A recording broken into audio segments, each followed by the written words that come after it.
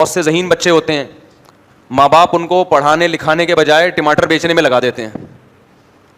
اور بہت سے ذہین نہیں ہوتے, جسمانی قوت ہوتی ہے, وہ ٹماٹر ہی بیچ سکتے ہیں زیادہ اچھا, ان کو پڑھائی میں لگا دیا.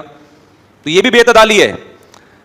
آج کل ماں باپ سارے بچوں کو ایک ہی لاٹھی سے ہانک رہے ہیں, بس سب نے پڑھنا ہے, بڑا آدمی بننا ہے.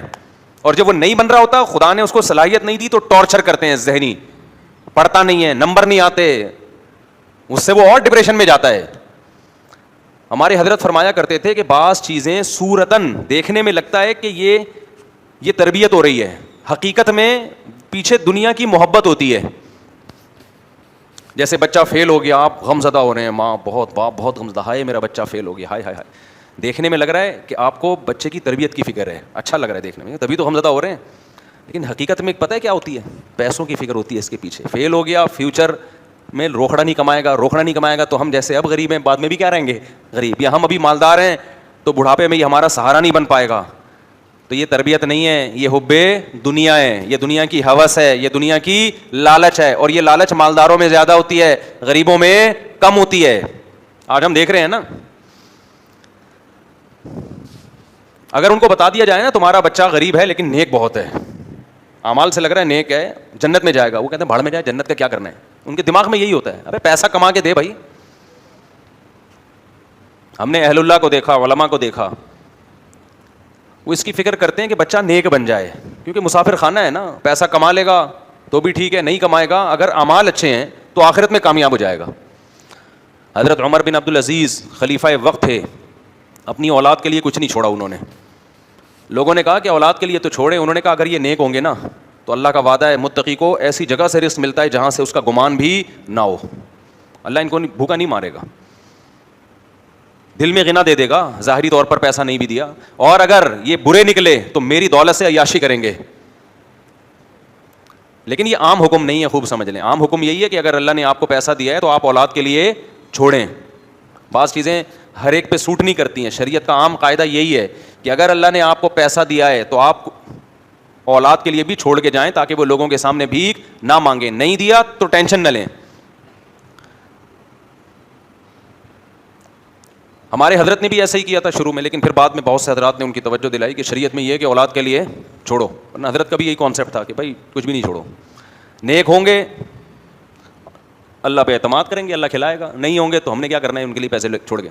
لیکن پھر حضرت کو جب مسئلے کا علم ہوا تو پھر مسئلے کا علم تو پہلے بھی تھا, بعض دفعہ توجہ نہیں جاتی. تو شریعت کا حکم یہی ہے کہ آپ اولاد کے لیے اس کو بے یار و مددگار نہ چھوڑیں, بشرطے کہ آپ کے پاس ضرورت سے زائد ہو. پیٹ کاٹ کاٹ کے اولاد کے لیے چھوڑنا یہ دنیا کی محبت ہے, یہ اللہ پہ توکل نہ ہونے کی علامت ہے. کیونکہ آپ بھی تو کسی کے بچے ہو نا. اگر آپ نے اپنا پیٹ کاٹ کے اپنی اولاد کے لیے کرنا ہے تو پھر اولاد اپنا پیٹ کاٹ کے اپنی اولاد کو پالے گی. وہ اپنا پیٹ کاٹ کے تو پیٹ بھرے گا کون, بیٹھ گئے. کیا ہو گیا, غلط بات کہہ رہا ہوں. اللہ نے زیادہ دے دیا ہے تو اولاد کے لیے بھی چھوڑو. اپنا حساب پورا کر کے 4 شادیاں بھی ہو گئیں, پراپرٹی بھی بنا لی, سب کچھ, پھر آگے کس کے لیے جو اضافی خرچے, پھر اولاد ہے. حدیث میں بھی مالداروں کو حکم ہے کہ اولاد کے لیے بھی چھوڑو. غریبوں کو ٹینشن لینے کا حکم نہیں ہے کہ ٹینشن لو ہائے ہمارے بچوں کا کیا ہوگا, وہ جو تیرا ہو گیا وہی تیرے بچوں کا بھی ہوگا. آپ کو میں نے تو مشکلات میں ٹائم گزارا تو وہ بھی مشکلات میں گزار لیں گے, تو گزر تو گیا نا. کون سا یہاں قیامت کا اعلان کر کے جانا ہے میرے بھائی. ہم لوگوں نے لٹک کے بھی سفر ہو جاتا ہے بس میں, اور سیٹ پہ بیٹھ کے بھی ہو جاتا ہے. تو یہ دنیا مسافر خانہ ہے. کچھ لوگ بزنس کلاس میں سفر کریں گے, کچھ اکانومی میں سفر کریں گے, کچھ ٹرین میں سفر کریں گے, کچھ بسوں میں کریں گے, کچھ پائیدان پہ لٹک کے, کچھ بسوں پہ جا کے سفر کریں گے. پہنچنا سب نے ایک ہی منزل پر ہے, اور وہ منزل کیا ہے, قبر ہے. تو ٹینشن لینے کا ابے بول لو یار نہیں ہے. یا تو آپ کا بچہ غریب ہوتا تو قیامت تک غریب ہی رہتا ہے نا. قبرستان میں جا کے دیکھو غریب اور امیر کا انجام سیم ہے یا نہیں ہے. اس لیے اہل اللہ زیادہ فوکس اس کو کرتے ہیں بھائی انسان کا بچہ بن جائے, دیندار بن گیا. تو موسیٰ کلیم اللہ غریب تھے, مالدار نہیں تھے. سمجھتے ہو کہ نہیں سمجھتے؟ تو زیادہ ٹینشن اولاد کی پڑھائیوں کی نہ لیا کرو, نیک بننے کی ٹینشن لیا کرو, بس انسان بن جائے. بلکہ ہم تو کہتے ہیں نیک بننے کی بھی زیادہ نہ لو, کیونکہ وہ آپ کے اختیار میں نہیں ہے. نیک بنانے کی کوشش کرو, بن رہا ہے ٹھیک ہے, نہیں بن رہا تو بھی بہت زیادہ دماغ میں مسلط نہ کرو. آپ کے کہنے سے نہیں بنے گا کوئی بھی آپ کا بچہ نیک. آپ نے اس کو اچھا ماحول دینا ہے, محبت سے اس کو سمجھانا ہے, کبھی سختی بھی کرنی ہے جب بہت زیادہ سختی کی ضرورت ہو, لے کے چلتے رہو. اللہ نے چاہا انسان کا بچہ بن جائے گا, نہیں چاہا تو نوح علیہ السلام کا بچہ انسان کا بچہ نہیں بنا. کتنی تک سمجھایا نوح علیہ السلام نے اس کو, وہ پھر بھی کافر کا کافر رہا. تو ٹینشن تو اس چیز پہ لینی ہے جو ہمارے اختیار میں ہو میرے بھائی. نہیں ہے تو چھوڑو یار.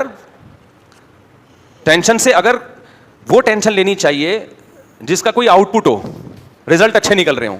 بعض ٹینشنیں ایسی ہیں ان کو ٹینشن لینے سے سوائے آپ کی کھوپڑی آؤٹ ہونے کے جو کام ہو رہے ہیں نا وہ بھی نہیں ہو پائیں گے. ماں باپ اولاد کی ٹینشنوں میں راتوں کی نیندیں اڑ گئی ان کی, تو میں نے کہا یہ جاگنے سے وہ بچہ صحیح ہو جائے گا کیا ہے؟